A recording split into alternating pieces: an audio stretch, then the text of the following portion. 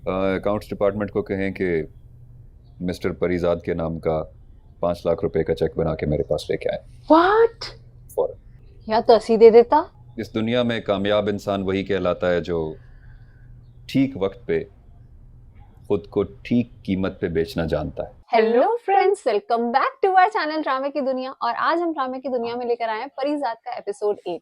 Episode 7 के अंदर जब परिजाद अपनी फ्रेंड के घर गया था, लुबना के घर, मतलब वो उसकी एक न्यू फ्रेंड बनी थी जो कि स्टार्टिंग में उन दोनों की थोड़ी सी मतलब क्लास को लेके ऊपर नीचे हो गया था बात, पर उसके बाद अब वो उसकी काफी अच्छी फ्रेंड बन गई थी। उसने उसको पार्टी में भी बुलाया था और वहां पे वो बहुत अनकंफर्टेबल फील कर रहा था। वहां पे किसी ने उसको उसकी शायरी के लिए पैसे बोले थे और देखते हैं कि आज के एपिसोड में क्या वो अपनी शायरी बेचेगा, क्योंकि उस टाइम पे तो उसने कह दिया था कि नहीं मैं नहीं बेचूंगा। लेट्स सी कि अपनी बहन के लिए क्या वो ये कुर्बानी देता है। आज के एपिसोड में पहले देखते हैं। परिजाद की लाइफ में अभी तक जितनी भी लड़कियां आई है ना, सब ने परिजाद का दिल तोड़ा है। और स्पेशली हमें बबली के लिए तो बहुत ज्यादा फील हुआ, क्योंकि वो अचानक आई और अचानक से ही चली गई। तो हमें कुछ समझ ही नहीं आया कि वो एकदम से एग्जिट मार गई शो के अंदर से और एकदम से परिजाद की लाइफ से निकल गई।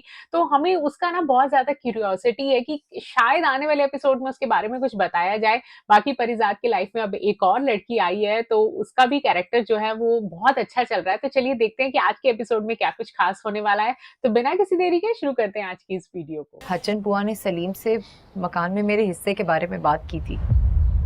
क्या ये सच है? खबरदार, ये राज है, इसको राज ही रखना। मैं चाहता हूँ कि तुम मेरे लिए शायरी करो। मैंने कुछ गलत तो नहीं कहा ना? तुम्हारे भाई और भाभियां तुम्हारे हिस्से पर कब्जा करके बैठे हुए हैं। कितने पैसे चाहिए सलीम भाई को अपना कारोबार दोबारा जमाने के लिए? 3 से 4 लाख तो चाहिए। तुम क्यों पूछ रहे हो? आपको पता है कि मकान के असल कागज और अब्बा की वसीयत का स्टाम्प पेपर कहाँ पड़ा है? भाभियों ने ना वैसी बड़ी मुश्किल से तुम्हारा वजूद उस घर में बर्दाश्त किया होगा, और मेरे जाने के बाद ना उन्हें सिर्फ एक मामूली सा बहाना चाहिए तुम्हें हमेशा के लिए उस घर से बाहर निकालने के लिए। बिल्कुल, भूल जाओ उस मकान को और अब्बा की वसीयत को। मेरे नसीब में जो होगा मैं देख लूंगी। अब तो कोई ऑप्शन ही नहीं बचा उसके पास। सबके दुख दर्द को वो समझता है यार। मतलब अपनी बहन के लिए वो बेचारा अंदर से इतना डेस्परेट है कि मैं क्या कर दूं उसके लिए। लुबना, लुबना बीबी किधर है? मैडम वो ड्राइवर के साथ यूनिवर्सिटी गई हैं। व्हाट? कब गई? अभी थोड़ी देर पहले गई हैं। अक्सर वो भी दर्द और गम में क्यों मुब्तला रहते हैं, और अलमिया ये कि हम चाह कर भी उनके लिए कुछ मदद नहीं कर सकते। तुम बहुत गहरी बातें करते हो परिजाद। अच्छा मुझे बताओ मसला क्या है, शायद मैं कुछ हेल्प कर सकूं। तुम क्यों इतनी उलझी हुई लग रही हो आज? मेरे भी कुछ मसाइल हैं, प्लीज हल कर दो। मैं समझा था कि दुनिया के सारे मसले मसाइल और परेशानियां हम गरीबों के लिए होती हैं। सही बात है। जब हम यहाँ शिफ्ट हुए थे ना, तो इसलिए हुए थे क्योंकि मामा की कुछ जमीनें हैं, वो चाहती थी कि वो उनके सामने बिकें। अब सौदा हो चुका है, वो कह रही है वापस चलो। लेकिन फिक्र मत करो, मैंने अम्मा को खुद साफ बता दिया है कि मैं यहाँ से तब तक नहीं जाऊंगी जब तक मेरी डिग्री कंप्लीट नहीं होगा। तुम्हारी मम्मा से तो मुलाकात हुई है, तुमने कभी अपने अब्बा का जिक्र नहीं किया? सबका दुख सुनने के लिए तैयार बैठा रहता है परिजाद। हाँ बहुत सच अरसे में। पहले मेरे पेरेंट्स की सेपरेशन वरना हो वो गई खुद थी। इतना उलझा हुआ है। तुम्हारी जितनी शायरी है, तुमने जितने पोम्स लिखे हैं, तो उन सबको एक किताब में कंपाइल करके पब्लिश क्यों नहीं कर देते? बहुत फेमस हो गए। मतलब बदनाम? नहीं, फेमस मतलब मशहूर। बदनाम जो होंगे तो क्या नाम ना होगा? क्या बात है यार, परिजाद की स्माइल इतनी अच्छी है ना। आई डोंट नो, जब ये हंसता है ना ऐसा लगता है पूरी लाइफ हंस रही है। हाँ, भूल जाओ बहुत उस मकान इनोसेंट को। स्माइल है। सच में मेरे नसीब में जो होगा मैं देख लूंगी। ये ढूंढेगा क्या वसीयत? वो सच में वरिड है अपनी बहन के लिए। हाँ, उठते बैठते उसे यही दिमाग में आता रहता है। यार कितनी लकी होती हो ना वो बहनें जिनके भाई अपनी बहनों के लिए इतना सोचते हैं, करते हैं। सच में यार। हमेशा यही बात कही जाती है कि बड़ा बेटा रिस्पॉन्सिबल होता है, पर यहाँ उल्टा है, छोटा बेटा रिस्पॉन्सिबल है। बड़े तो दोनों देखे ही है ना कैसे हैं। सच में अल्लाह बचाए ऐसी भाभियों से। भाई वो ढूंढ रहा है यार, अगर भाभीियों ने पकड़ लिया परिजाद तो बख्शा नहीं जाएगा। नहीं, वो मैं लुबना को तलाश कर रहा हूँ, 2 दिन से देखा नहीं उसे। हम खुद भी उसे ढूंढ रहे हैं, पता नहीं कहाँ गायब हो गई। उसका तो अभी दूसरा सेमेस्टर शुरू होने वाला है ना। हम भी यही बात कर रहे थे, वो तो अपने क्लासेस के मामले में बहुत पंक्चुअल थी। जरूर कोई गड़बड़ होगी, फिक्र मत करो परिजाद। मुझे बता देना। यार परिजाद, तुझे लिरिक्स लिखने का बोला था मैंने, क्या बना? ये अब कहाँ लिख कर देगा, बड़ा शायर हो गया है। अब परिजाद को इसकी भी टेंशन हो जाएगी कि ये लुबना को क्या प्रॉब्लम है। अच्छा कितना केयरिंग है ना, जो इसके साथ जुड़ जाता है ये उसके बारे में इतना सोचता है। ये इसकी मम्मी कम इसकी बड़ी बहन ज्यादा लगती है। हाँ बिल्कुल मॉडल लग रही है। मेरा सेमेस्टर तो खत्म होने देती, अच्छा फाइनल शिफ्टिंग ये चल रही जल्दी है। करने की क्या जरूरत थी मामा?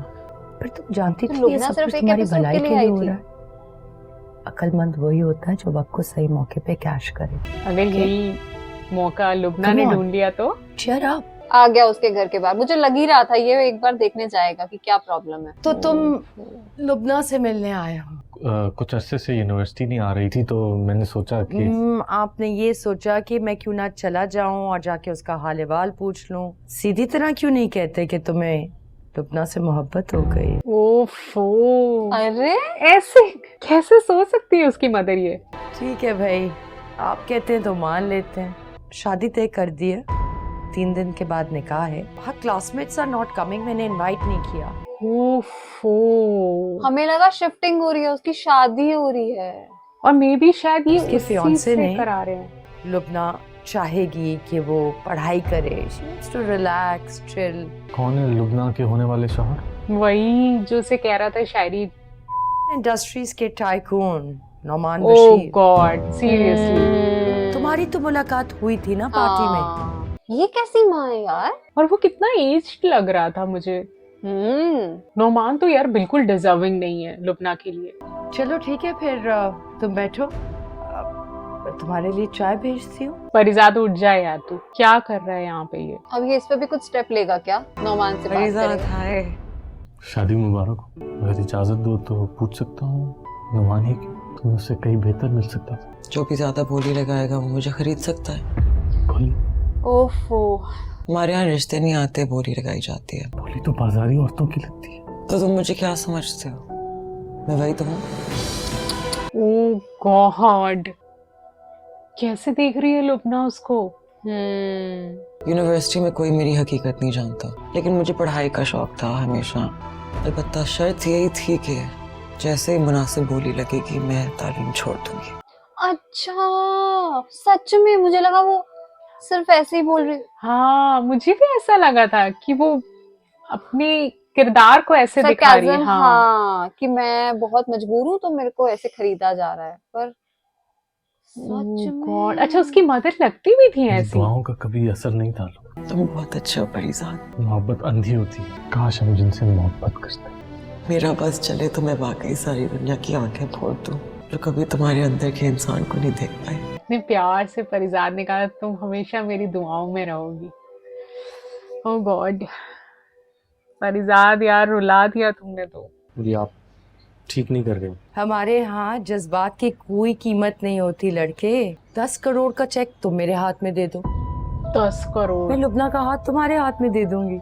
100 रुपए का बंधा नोट निकला है, बड़ी बात। सुनो लड़के, ये जो चेहरा सूरत शख्सियत है ना, ये सब लोअर मिडिल क्लास लोगों के मसाइल होते हैं। इस बेरहम दुनिया में जाओ और अपने हिस्से की दौलत समेट लो। खुद को इतना अमीर करो कि ये जो तुम्हारी शख्सियत के ऐब है ना, दुनिया को स्टाइल लगने लगे। शायद अब ये कुछ करेगा। गो, शायद जाते जाते ही कुछ अच्छा कर गई है। छोड़ो ये शायरी वायरी, ये सब भरे पेट के चोंचले हैं।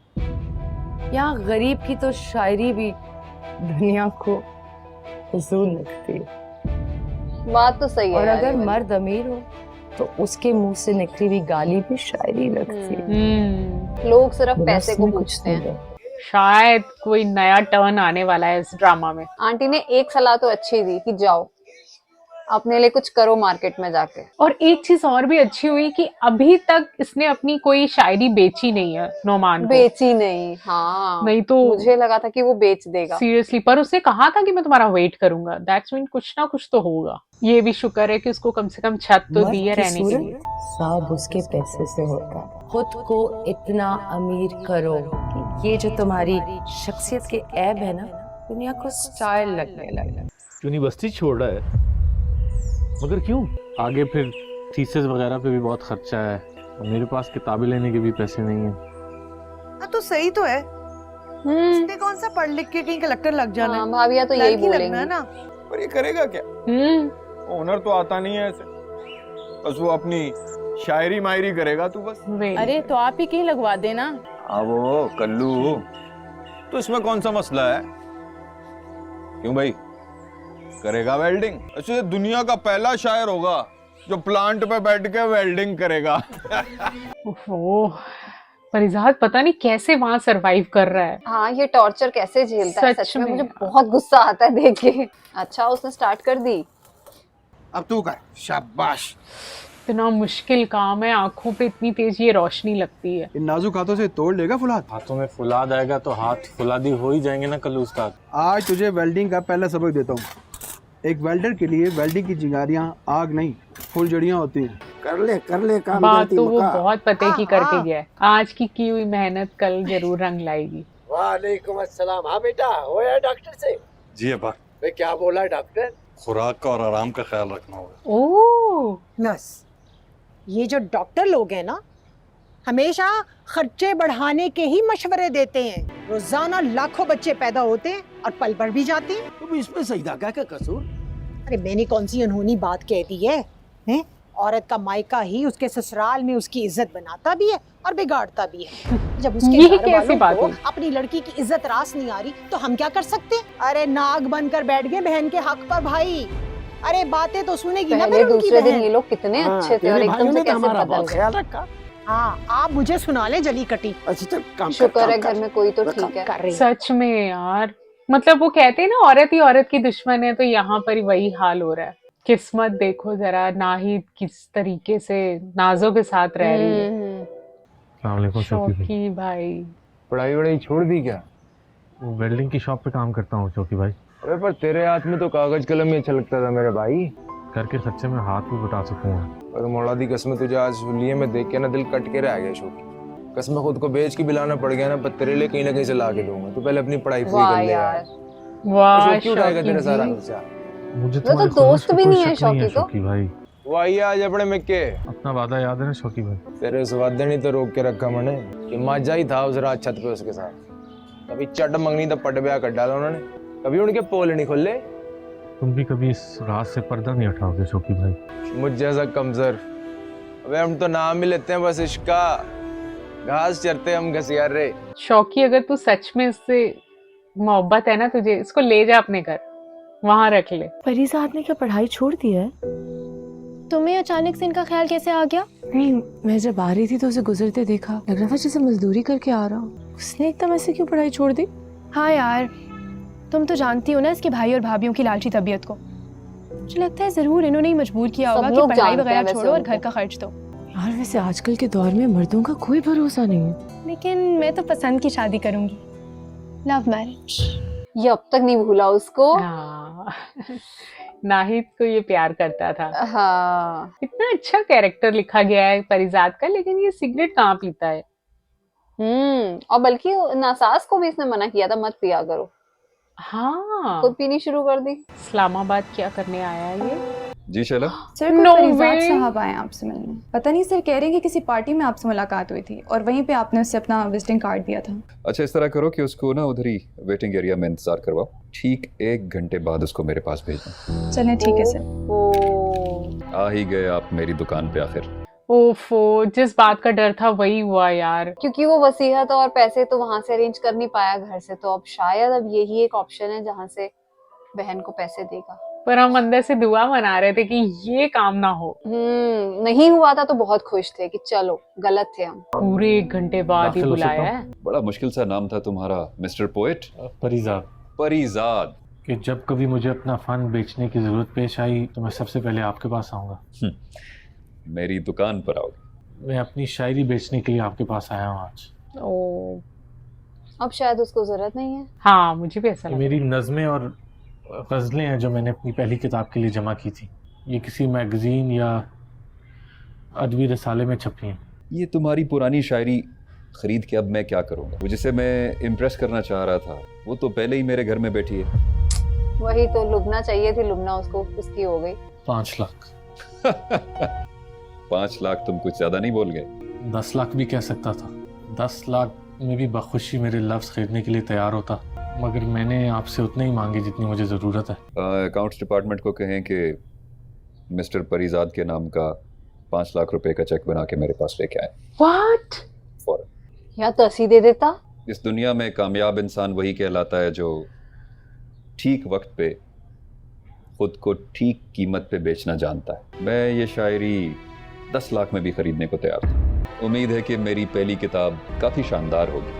ओह, व्हाट अ बिजनेस माइंड। वो लाखों अपने करोड़ों नाम से हाँ बना सकता अरे है। इतने पैसे तुम्हारे पास आए कहाँ से? तो डाका शाका नहीं डाला बस। हाँ परी, वो सब ठीक है, लेकिन ये बहुत ज्यादा रकम है और तुम्हारे भाइयों ने तो इसका हिस्सा देने से साफ इनकार कर दिया। मैं उम्मीद करता हूँ कि इस रकम से आपका डूबा हुआ कारोबार फिर से अच्छी तरह जम जाएगा।